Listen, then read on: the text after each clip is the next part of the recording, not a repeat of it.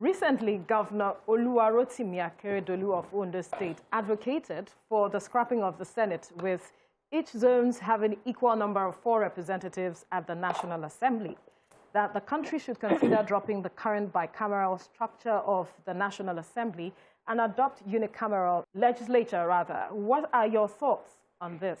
I think, first of all, because I always say it here, that the Senate and the House of Reps is overbloated. Yeah. 1. 2, they are paid too much. That when you make it the minimum wage, 30K, the minimum wage is 30K. Yeah, when you make salary 30K, no allowances, only people who want to serve, or people who have their businesses already. So it's not, I'm not going there to go and make money. I'm going there to serve because I want to change my country. Things will change. Yeah, I definitely agree with the governor of Ondo State. And we have spoken about this many times. Even us, we have suggested this thing so many times on this table. The truth is, and he also made a lot of, there are so many other things that he stated as well that I agreed, which he says, of course, he says it should be scrapped, that's the Senate. Yeah. And then he says that membership should also be part-time. So you have your job that you're doing, and then you come, you sit for your, you know, you sit for that, for the time. They pay your sitting allowance, that makes sense. And then we don't have to be paid for your housing, for your entertainment, for your traveling, because the truth is that we're a poor country, we can't afford it anymore. So I definitely agree with him that the federal government is quite bloated.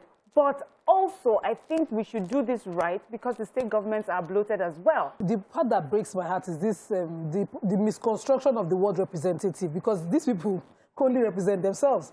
We've created a Senate of big men, where not only does the office give you certain influence, it gives you money to, to weigh that influence such that you are out of touch with the people you actually represent. I am of Lagos West Central Senatorial, Lagos West Senatorial District.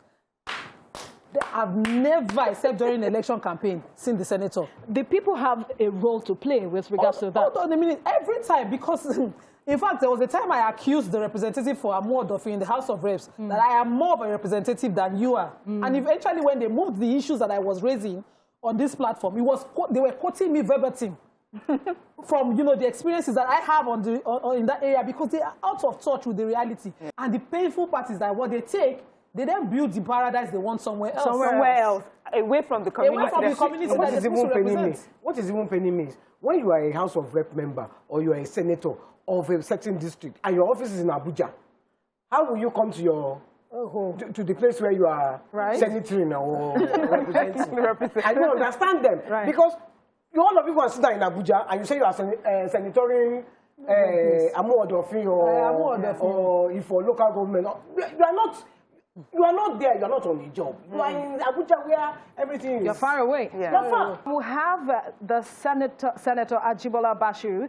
He is the spokesman for the Senate. Good morning. Thank you for joining us on Your View. Hello, good morning. Now, let's get your reaction to Governor Akeredolu's stance for a unicameral legislature and that they should be paid on part-time basis. I would say that I'm not here to react to whatever Governor Akeredolu has said. I'm a member of the Constitutional Review Committee of the Senate. I represent my state of Osun, in that committee. I happen to also partake at the zonal hearing at Akure. As a governor and as a citizen of Nigeria, he's entitled to his own opinion. And what he has expressed is his own personal opinion. I would rather not join issue with him, either here or elsewhere, on the acceptability or otherwise of his opinion. If you ask my view about the cost of governance in Nigeria, I would say with all sense of responsibility that there appear to be a lot of misconception as to where the real cost of governance is. And I will speak to data and statistics based on the 2021 appropriation.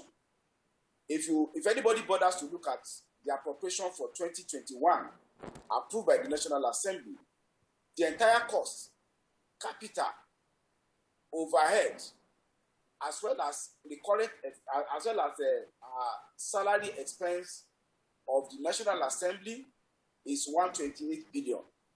That of the judiciary is also 128 billion.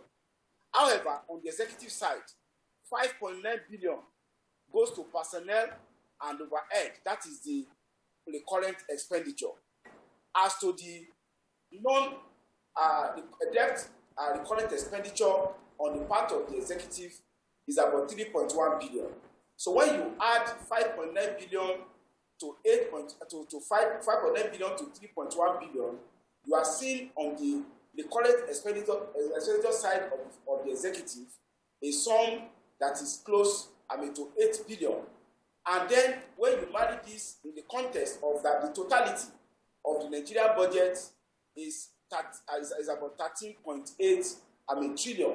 So when you look 13.8 trillion, take away 5.9 trillion that goes to the executive side. So if you want to talk seriously about cutting down the size of governance, it is not just come and talk about blame game about the legislature or the judiciary, but we need to take a clear look as to if we have to spend 5.9 billion on the executive side with the total capital expenditure at 4.1 billion, we should know, and I agree with all Nigerians, that there is this incentive to genuine development. But this should not be about casting aspersion on an arm of government.